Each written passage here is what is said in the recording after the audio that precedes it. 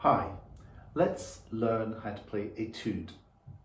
I'm going to play it to you first of all, so you can hear the performance. 3, 4.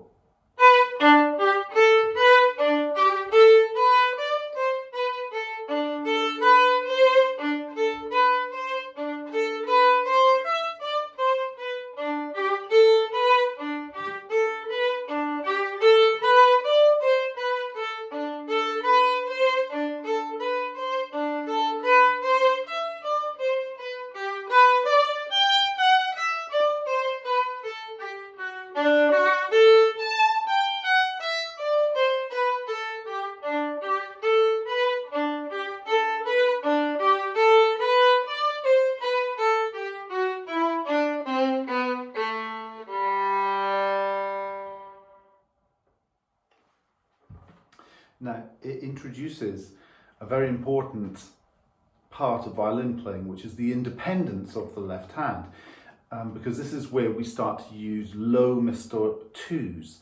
So Mr. 2, instead of going beside Mr. 3 and stepping over Mr. 1's luggage so that they're sitting 2, 3 together on that train, now Mr. 2 is sitting right beside Mr. 1 and the gap is between 2 to 3. We call that a low Mr. 2, and we can just experiment or explore that idea with hot cross buns. So hot cross buns goes 2, 1, open, 2, 1, open, open, open, open, open, 1, 1, 1, 1, 2, 1, open. So I'll just play it to you. So 2, 1, open. 2, 1, open. Open A, 1, 2, 1, open. Now if the buns are left in the oven too long, they get burnt. So Mr. 2 goes beside, touching Mr. 1, they're close. You never put your 2 between 3 and 1 like this. It's like the Karate Kid. You either walk on the right-hand side of the road or the left-hand side of the road on the pavements. You never walk in the middle of the road because then you get squashed like a grape. So Mr. 2 in this instance is right beside Mr. 1, and it sounds like this.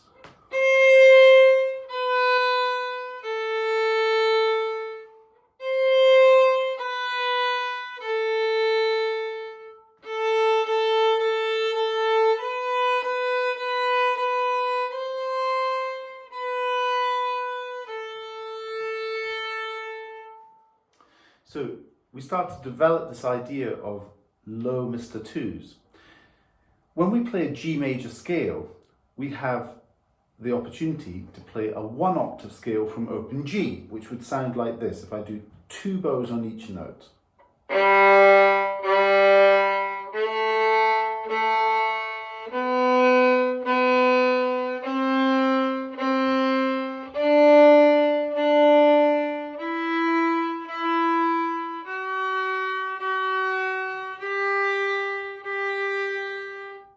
And that scale uses high Mr. 2s on the G and the D strings.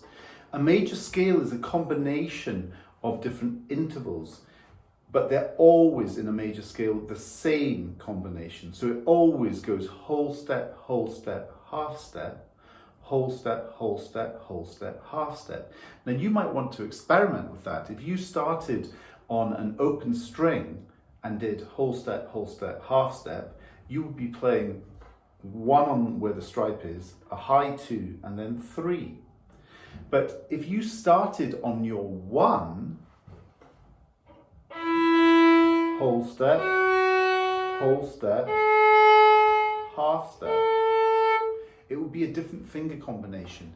And the key signature tells us what that finger combination will need to adjust to in the major scale that we're playing. So in G major, we have 1 sharp and it's an F sharp. And we can actually go further from the scale that we just played. And what we just played were 8 notes, which we call 1 octave. Like an octopus has 8 legs. An octagon has 8 sides. So oct anything is 8. So we've played 8 notes and we've arrived at 3 on the D string. Now I'm going to carry on and play another 8 notes. So this is the second octave in G major. But this one I'm going to need to play low 2s on the A string and the E string. So it sounds like this. 3 on the D, go. Open A. 1 on the A. Low 2. 3 on the strike. E. 1 on the E. And low 2. So I've just arrived at another G. Now, one of the important things about the violin and the fingerboard is that you should start to become aware of where these notes live. So if I said, where are the G's on first position? You could do open G, 3 on the D, and low 2 on the E. Where are the A's? 1 on G, open A, 3 on the E. Where are the B's? 2 on the G, 1 on A, 4 on E. So you start to build awareness of the fingerboard geography. It's very useful when you start to play different pieces. So we've just played a G major scale ascending for 2 octaves, but it gets interesting now on the way down, because on the way down we have to use a special technique which we call 1-3 blocks. So I'm on low 2 on the E, and I'm going to let you see what my fingers are doing. So here's the low 2, then 1, open E. Now on the A string, I put only 1 and 3 down. I don't put my 2 down yet. Because now I have to make a decision. Was this a high or low 2? Does it go beside Mr. 1 or does it go beside Mr. 3? In this case, it goes beside Mr. 1. I then lift the 3 and I play.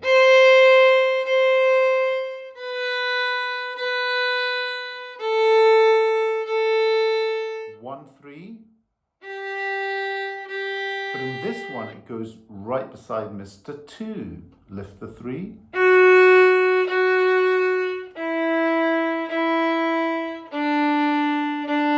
3.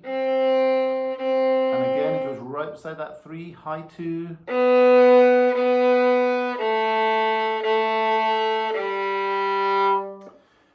The purpose behind those 1-3 blocks is that if you put your fingers down as a unit like this, you'll never get the accuracy of that 2, whether it's high, where it's right beside the 3, or whether it's low, right beside the 1. So we want accuracy of intonation now, and we're being very strict on ourselves. So using these 1-3 blocks is a real help. So that's the first part. If you can get really comfortable with the scale of G major, it really helps. There's an arpeggio or chord of G major that we have to look at as well. And that uses independent fingers at the start. So we have open G, just Mr. 2 on the G with a high 2, open D, just Mr. 3, then Mr. 1 on the A.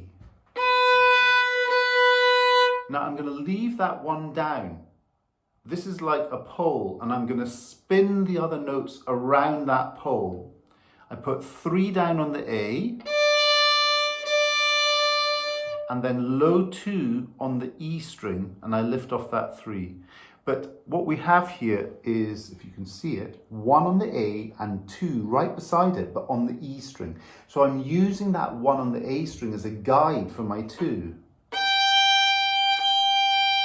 Back to 3 on the A, lift off the 2. Back to 1 on the A. Still down, 3 on the D. Open D. High 2. Open G.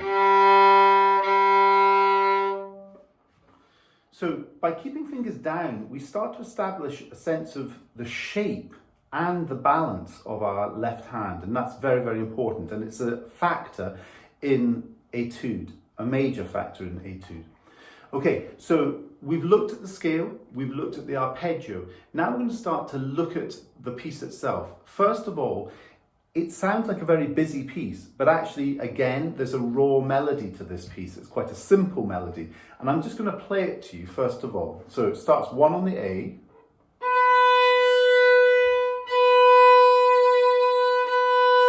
Then open A. Then low 2. Then low 2, then 1, then it does it again.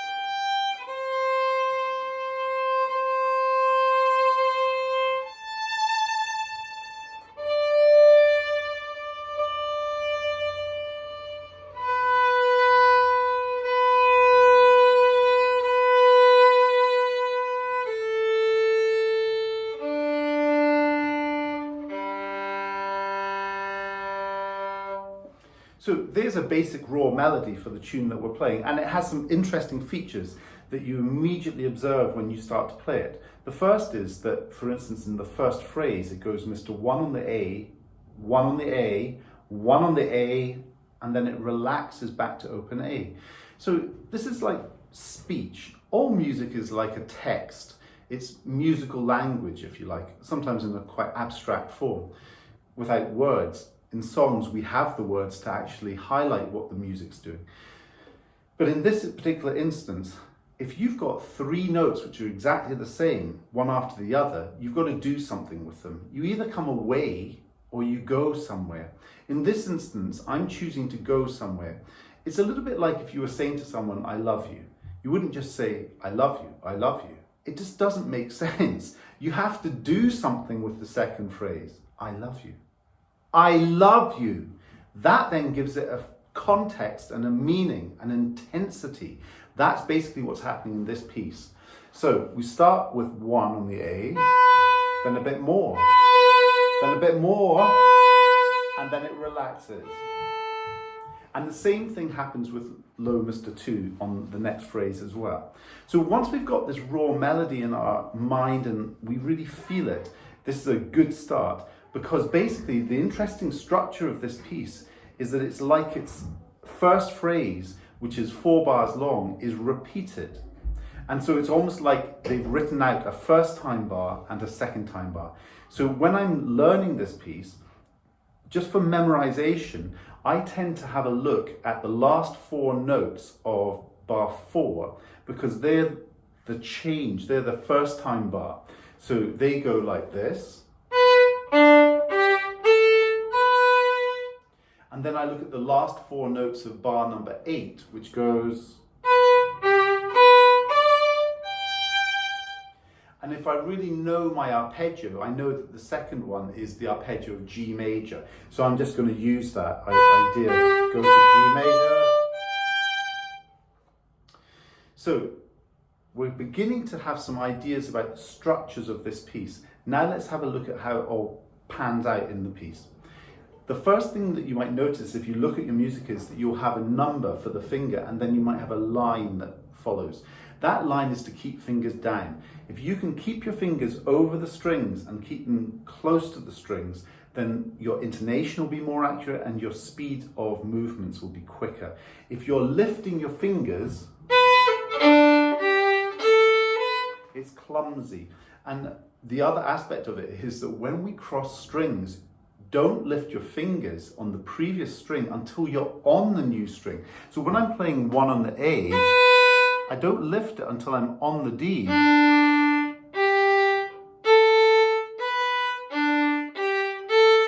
And in this instance, I keep it down for longer. I keep it down until I'm playing Mr. 3. So what it's trying to tell me to do here, and I'll do this Piccadilly Circus, is 1 on the A, keep it down, play open D. Play 3 on the D. Now go to the A and lift off the fingers. See See if you can get used to doing that. You can't do it if the shape of your hand is not nicely balanced. Because if you're playing like this, when you play open Ds and stuff, you hit other strings, it's a disaster. You have to get this shape of the hand, and it's encouraging these knuckles of the left hand to become more and more parallel to the side of the violin neck, which is just what we want. It's a process. Gradually that turn happens and the flexibility of the hand starts to come into play.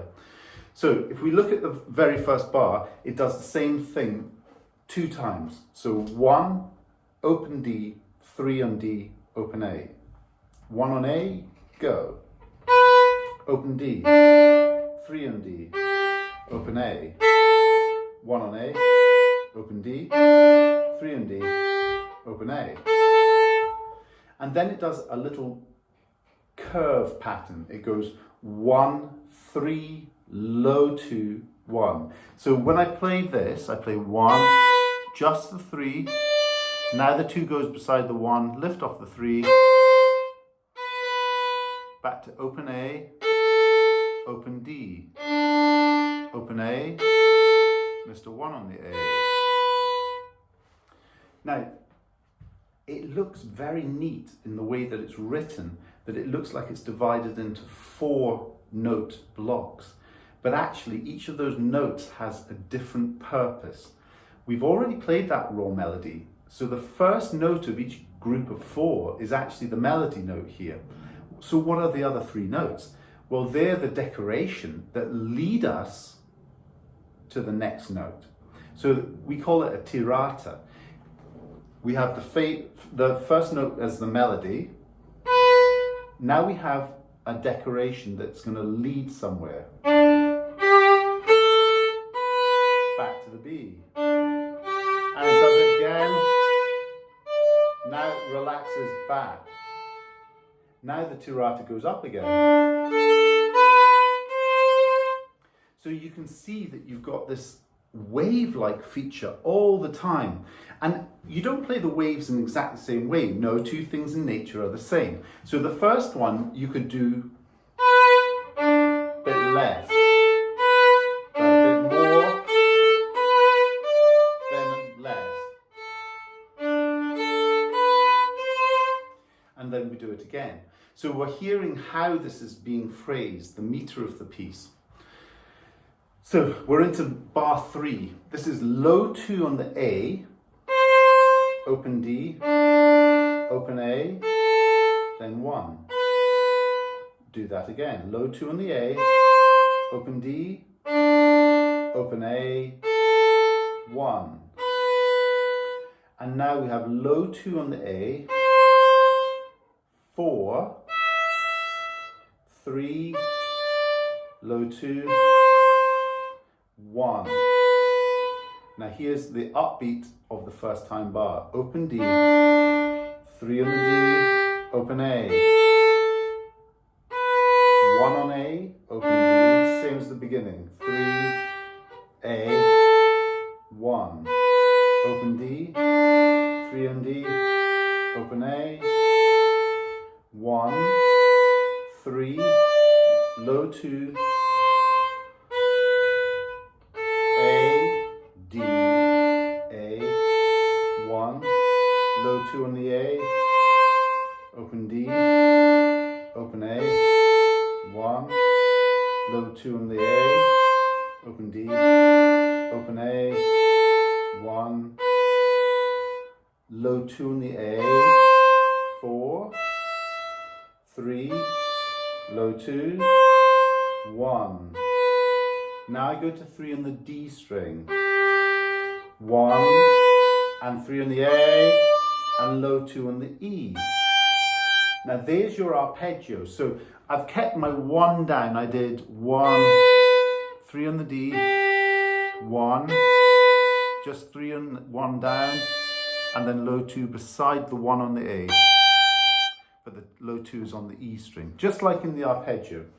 So now we reach these cascading, I always think of it as like waterfalls, cascading scales. So we start low 2 on the E and we go down the ladder all the way down. 1-3 block.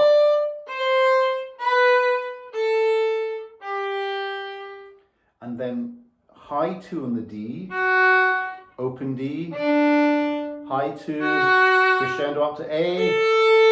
Now 1 and 3 go down on the E string, just 1 and 3, and there's another cascading scale. Low 2, 1, open, 1, 3, low 2, 1, open. Now use independent fingers, just Mr. 3 on the D string, no other fingers. Open, 3, and now we get a recapitulation of the beginning, the same idea as the beginning. So 1 on the A, open D, 3 on the D, open A, 1 on A, open D, 3 on D, open A, 1, 3, low 2, 1, open A, but this time it continues all the way down the scale of G major.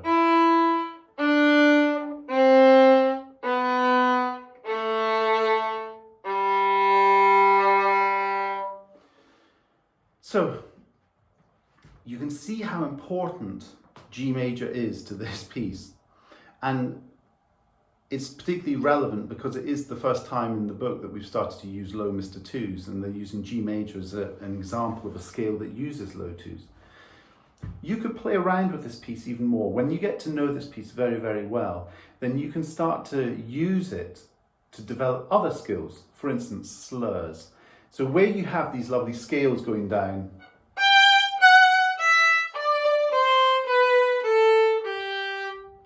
what you can do is stop slurs down, down on the first 2, then separate, up, up. You might notice that when I did the down, down, I divided the bow in half and I changed notes on the red sticker or the middle sticker. So I did half, half, then half bows, then half, half, open, 3. And then I could do a smooth slur, changing on that middle sticker.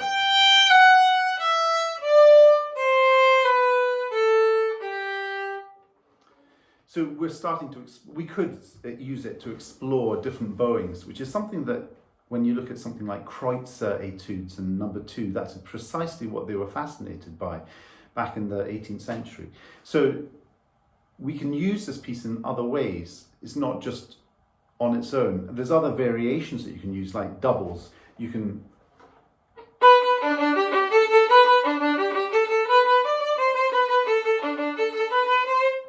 or if you're really adventurous, you can start to explore spiccato in different parts of the bow.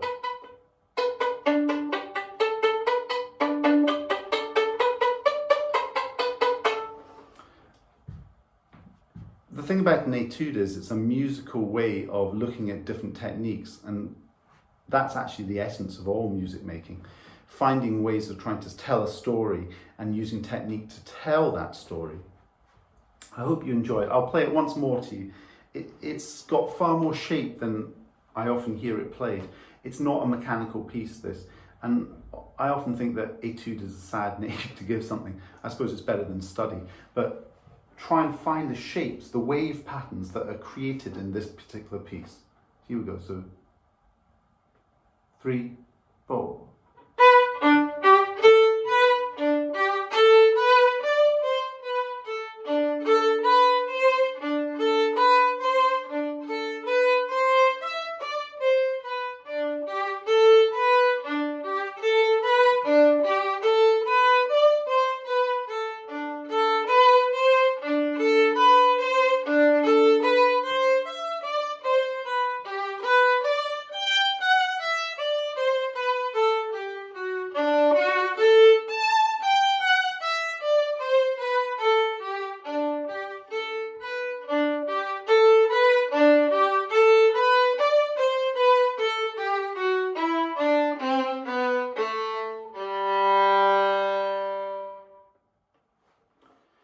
If you get into harmony, I love the way that he uses the dominant and the tonic harmonies to create drama and tension within the actual piece. Try and work out where the tonic chords are and where the actual dominant chords come in this piece.